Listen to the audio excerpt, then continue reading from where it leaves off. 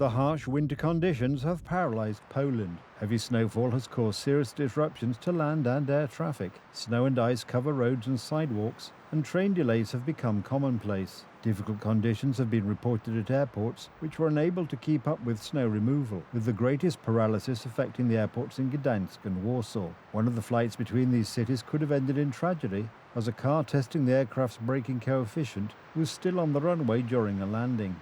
The Institute of Meteorology and Water Management warns of further deterioration in the weather, raising questions about how state services, which are already struggling to keep up, will cope.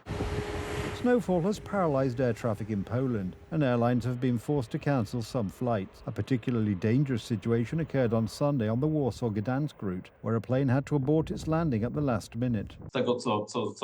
From what I have been told, the car that tests the braking coefficient did not completely leave the runway. It was somewhere on the edge of the runway. The crew of the plane was instructed to go around for a second attempt. When asked for a comment, the spokesperson for the Polish Air Navigation Services Agency knew nothing about the incident at the airport in Gdańsk involving the plane from Warsaw. However, as it turned out, a plane flying from Paris to Gdańsk found itself in a similar situation the same day.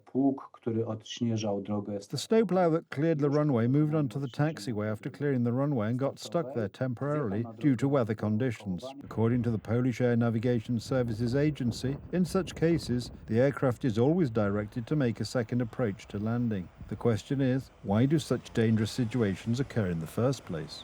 The equipment that is working in large numbers on the runway cannot keep up with the expectations of the controllers, who are already preparing the aircraft for landing.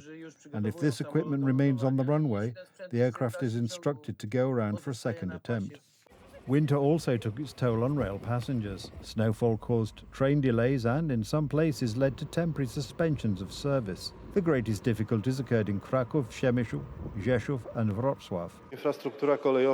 The railway infrastructure was once again caught off guard by snow and frost, even though the snowfall and temperatures were not extreme. However, these conditions were enough to paralyze train traffic throughout the country. The situation on the roads was also difficult. The roads are in a terrible condition. Both the S8 and the main road I was travelling on and the A2 motorway were in deplorable states. Not only were they icy, but it was snowing constantly. I didn't see a single snowplow on my lane on the way. Meanwhile, the Institute of Meteorology and Water Management continues to issue warnings.